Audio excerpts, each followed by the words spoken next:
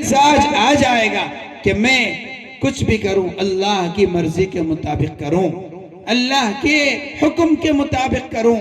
میرے پیارے نبی جناب رسول اللہ صلی اللہ تعالی علیہ وسلم، جن کے صدقے میں ہمیں ایمان ملا اور جن کی قربانیوں کے صدقے میں ہمیں اللہ کا نام لینا نصیب ہوا، جن کی نسبت کی برکت سے اللہ نے ہمیں مسلمان بنایا، پیارے آقا رسول اکرم صلی اللہ علیہ وسلم، جتنا بھی آپ کی شفقتوں اور آپ کے احسانات کا ذکر کیا جائے کم ہے۔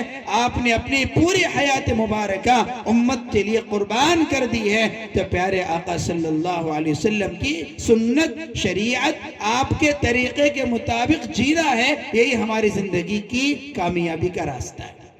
وَأَنَّ هَذَا صِرَاطِ مُسْتَقِيمًا فَاتَّبِعُوهُ، میرا راستہ، نبی کا بتلایا ہوا، حضور پاک صلی اللہ علیہ وسلم کا بتلایا ہوا راستہ، وہ سیدھا راستہ ہے۔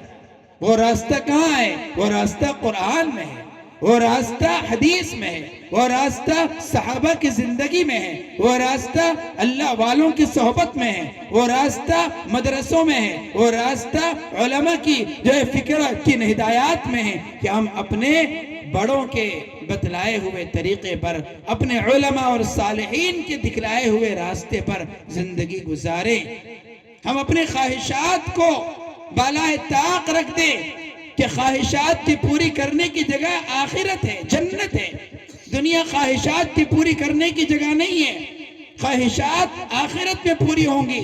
وہاں اللہ کہیں گے جس نے دنیا کی زندگی اللہ کی مرضی کے مطابق گزاری ہوگی، اللہ اس سے کہیں گے لَكُمْ فِيهَا مَا تَشْتَهِي أَنفُسُكُمْ، تمہارے لیے جو چاہو وہ ملے گا، جو چاہو وہ ملے گا، بس تمہارے دل میں خیال آئے وہ نعمت وہاں حاضر ہوگی۔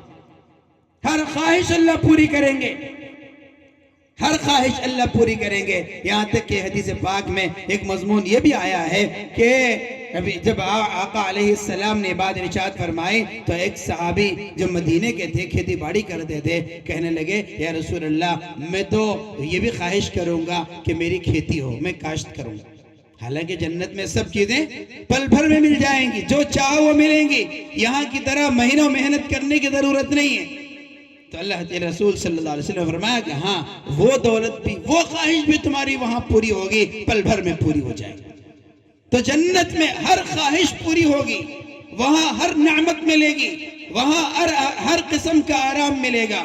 بس دنیا کی چند روزہ زندگی کو ہم اللہ کی مرضی کے مطابق گزار لیں، اس کے لیے اپنے آپ کو ذہنی طور پر تیار کر لیں، علماء کی صحبتوں میں رہ کر دین سیکھیں، دعوت تبلیغ کی محنتوں میں چل کر اپنے آپ کو پابند بنائیں، مدرسوں سے وابستہ ہو کر، مسجدوں سے جڑ کر ہم اپنے دین کے رخ کو صحیح کر لیں، اپنی زندگی کا رخ درست کر لیں، تو انشاءاللہ ہماری دنیا بھی کامیاب اور آخرت بھی کامیاب۔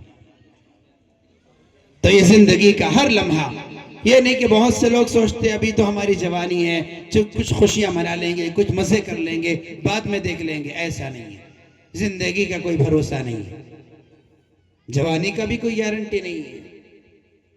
ہم دیکھتے ہیں صبح شام آئے دن کتنے واقعات سنتے ہیں کہ کتنا بھی وہ ہٹا کٹا ہو، جوان ہو، تندرست ہو، قضا آئی چلو چلے، ایک پل اللہ کا حکم ہو گیا بس چلنا ہے۔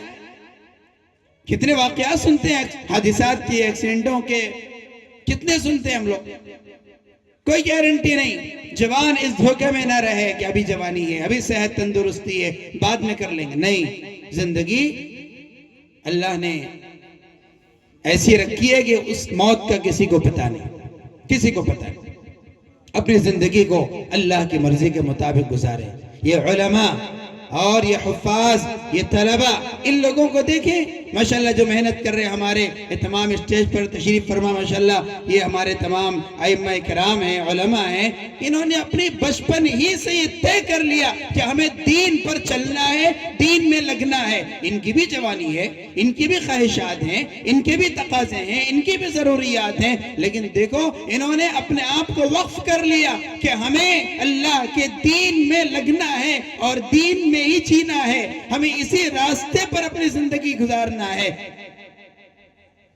تو میرے دوستو اور بزرگوں، اپنی زندگی کو ہم غنیمت جانیں، خاص طور پر ابھی مفتی علاء الدین صاحب ماشاءاللہ فرما رہے تھے، فتنہ ہے، ہر طرف فتنے ہیں، فتنوں کا دور ہے اور بہت ہی خطرے ہیں ہمارے سامنے، ایمان کا بہت مسئلہ ہے۔ ہمیں اپنے آپ کو قابو میں رکھنا ہوگا۔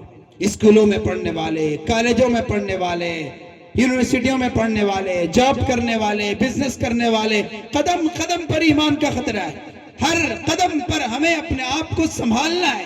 چیلنج ہے ہمارے سامنے، ہم اللہ کی مرضی کو ترجیح دیتے ہیں یا دنیا کی خواہشات کو ہم اپنا لیتے ہیں اور اپنے آخرت کو تباہ کر لیتے ہیں۔ تو حدیث پاک کا پہلا جملہ میں عرض کر رہا تھا کہ لا تدخلون الجنت حتی تؤمنو، کہ تم جنت میں داخل نہیں ہو پاؤ گے جب تک کہ تم ایمان والے نہ بنو۔ اب ایمان والے بننے کے یہ سارے مرحلے، یہ سارے